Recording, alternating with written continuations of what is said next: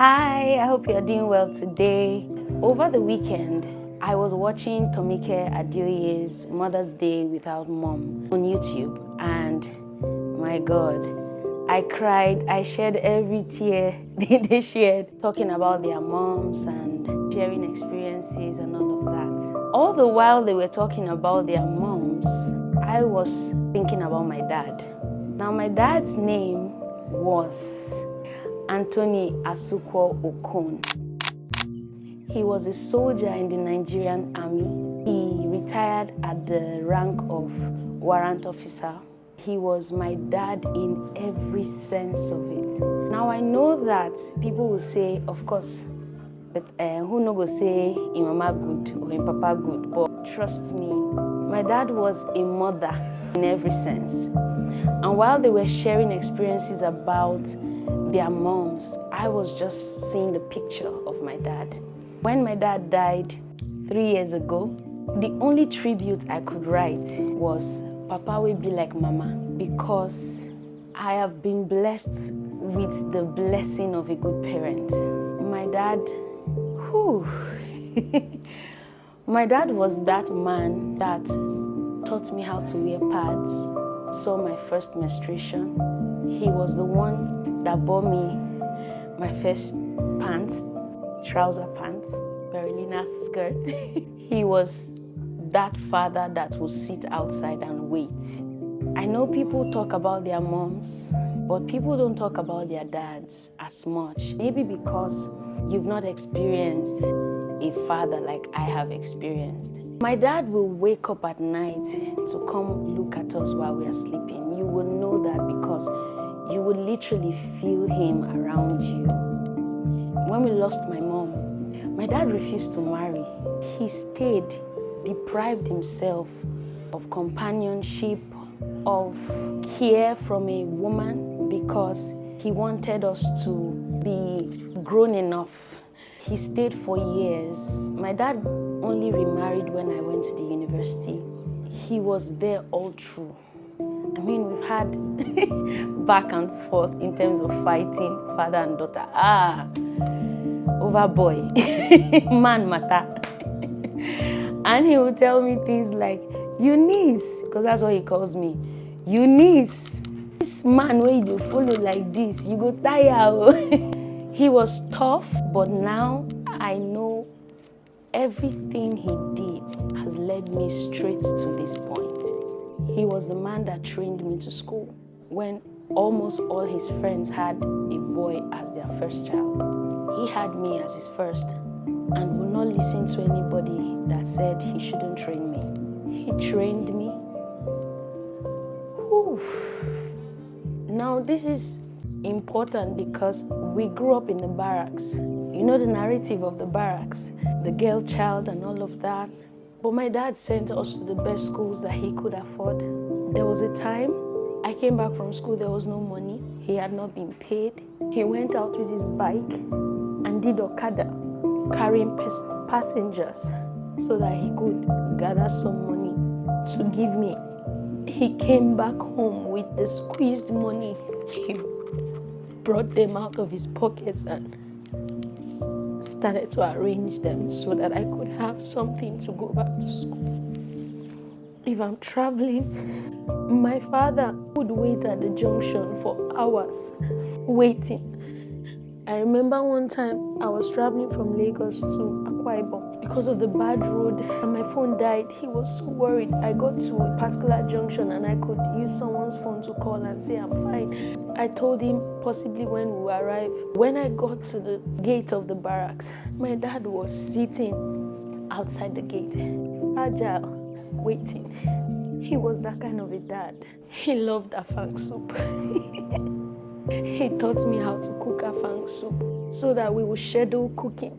Anytime it was getting to the end of the month, we just looked forward to it. And he would sit in the kitchen and he would cook. Even when I was doing my master's, he was still sending me money. He didn't let me go.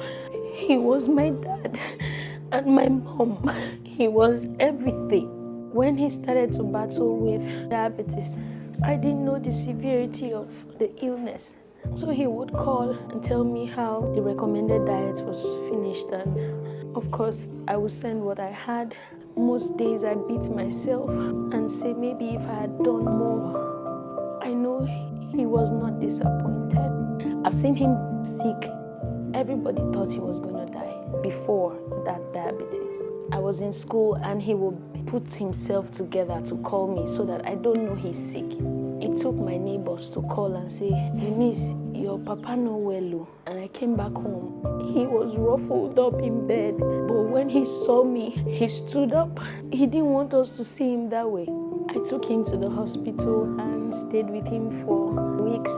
Do you know that because of how the barracks and the hospital was, there was no bed for caregivers. So I would stay outside and sleep on the bench. He would stand up from his sick bed. He would limp. He would come out and he would come sit with me, or he would insist I come into the hospital ward and sit on the chair and put my head on the bed, and then he would put his hand on my head before he would sleep. He was so intentional. Would not even want us to worry about him. So when I heard that he was sick with diabetes, I just felt, I've seen this man conquer something worse. I told the wife that I would call them that night. I did, and prayed with them around after 1 a.m. thereabout, or after 12 a.m. I had prayed with them, and it was not up to 10 minutes. I was called and they say, Eunice, your papa don't go. Now I couldn't cry because in my head, no, Oga Tony no fit die like that. There was just this strength. All of a sudden, I started to plan his funeral and, take him to the mortuary. The day of the burial, I sat there. I watched them put him inside the ground. It was unbelievable that this man that had watched over me all my life, cared for me like no woman has ever done, was dead. I immediately felt naked. I remember when I lost my child, he cried uncontrollably. Then I went to Akwa Ibom. He was the one carrying me to an old nurse, carrying me to Prophet. You know Akwa Ibom? Carrying me to Prophet. He was the one, he was fragile by this time. You know how sandy Akwa Ibom is, and on the bike with my weight with him, so he was shaking, and Daddy, make I calm down and say, no, I feel right now. Just did not want us to see him fragile. And then watching him go into the ground. Oga Anthony no go let me people shake her like that. Today I choose to talk about my dad. I want people to know my dad.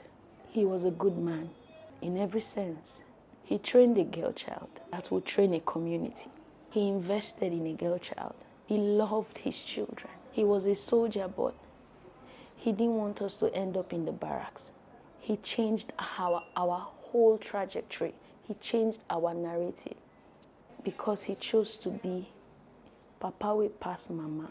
People don't talk about their fathers, but I've had the blessing of having a good father. He's dead now, but I'm proud of my father.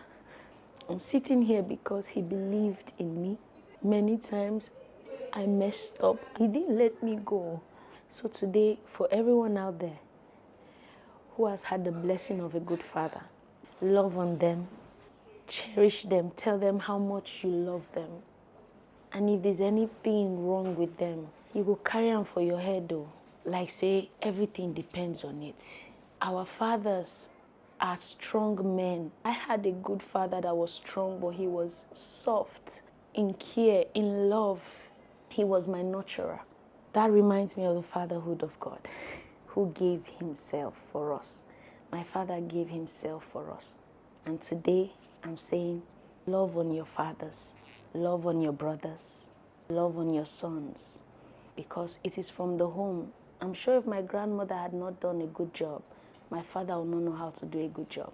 Thank you so much. I hope this will inspire someone to talk about their dads. Have a great day. The Lord bless you.